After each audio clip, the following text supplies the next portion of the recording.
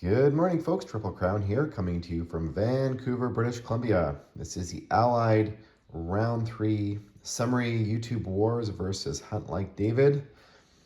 Well, there's lots of interesting, maybe unique, maybe not so unique things happen at this round.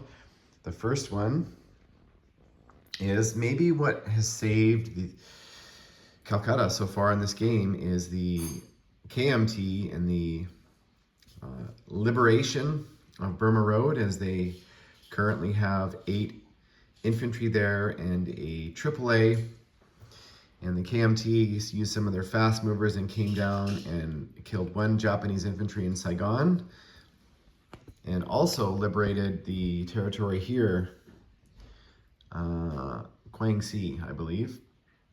And they currently are making 19 IPP, that's pretty significant. The Japanese have some decisions to make. They're starting to branch out here now in the Money Islands. They now control 3 of the Money Islands. So what are they going to do? The Australians down here, they now move their navy at a naval base, ready to branch out and maybe recapture some of the pre-captured Money Islands from the Japanese. Over here, the CCP, they have 10 ground units ready to at least defend something or make life difficult for the Japanese. The Japanese did go into Russia this turn. They captured Vladivostok and the 2 Soviet Far East and the Far East Russian territory. But there's a little bit of a stalemate still, as the Japanese are still waiting to build up. The Americans did lend the KMT another light tank.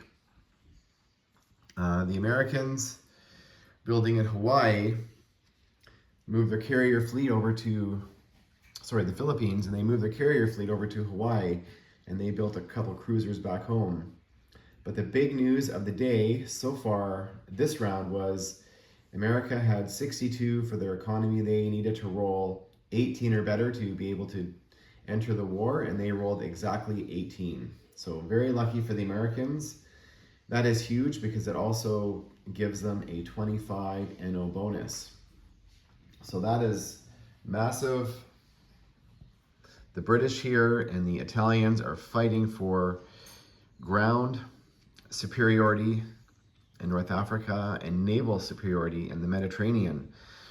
The British built a radar tower and a Spitfire this turn, so they have 4 aircraft to scramble to protect their 4 destroyers and 2 transports.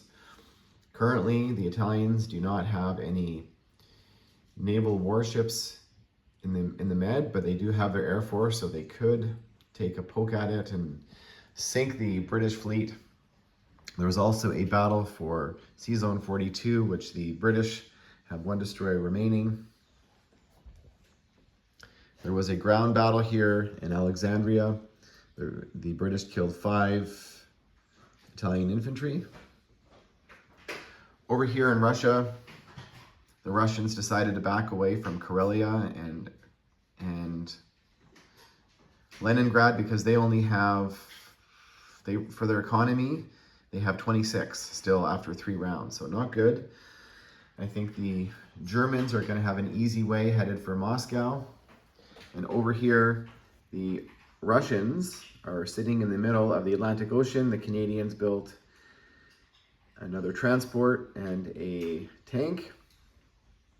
And over here in Washington, America just built a couple Marines and a tactical bomber.